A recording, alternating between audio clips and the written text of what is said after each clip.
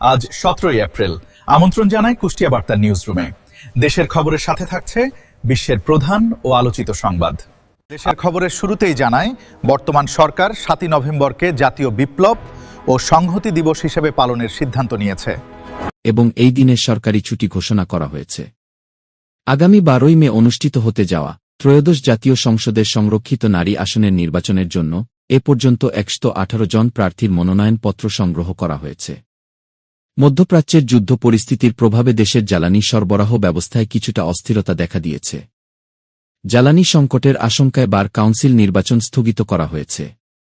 মার্কিন president Donald ট্রাম্পের মধ্যস্থতায় Israel এবং লেবাননের মধ্যে 10 দিনের একটি সাময়িক যুদ্ধবিরতি কার্যকর হয়েছে। তবে এই চুক্তির মাঝেই লেবাননের সেনাবাহিনী ইসরায়েলি বাহিনীর বিরুদ্ধে বিরতি লঙ্ঘনের অভিযোগ এনেছে। যুক্তরাষ্ট্র ইরান শান্তি আলোচনা কিছুটা সফল হয়েছে বলে জানা গেছে। ইরান তাদের সমৃদ্ধ ইউরেনিয়াম যুক্তরাষ্ট্রের কাছে হস্তান্তরের বিষয়ে রাজি হয়েছে বলে দাবি করেছেন ট্রাম্প। দুই দেশের মধ্যে একটি বড় ধরনের শান্তি চুক্তি সম্পন্ন হতে পারে এবং প্রয়োজনে এই চুক্তি সই করতে ট্রাম্প পাকিস্তান সফর করতে পারেন বলে জানিয়েছেন। রাশিয়া সম্প্রতি ইউক্রেনে বছরের অন্যতম বৃহৎ ড্রোন ও ক্ষেপণাস্ত্র হামলা চালিয়েছে, যার ফলে অন্তত 18 জন নিহত এবং শতাধিক আহত হয়েছে বলে জানা গেছে। হরমুজ প্রণালী পুনরায় উন্মুক্ত করতে সামরিক সহায়তা না দেওয়ায় অস্ট্রেলিয়ার উপর আবারও ক্ষোভ প্রকাশ করেছেন ডোনাল্ড ট্রাম্প। ফিলিপাইনে ধেয়ে আসা টাইফুন সিনলাকু পর্যবেক্ষণ করা হচ্ছে।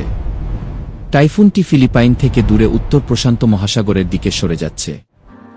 কুষ্টিয়া বার্তা নিউজের সাথে আমি মাসুদ রানা। পরবর্তী সংবাদের জন্য আমাদের সাথে যুক্ত থাকুন।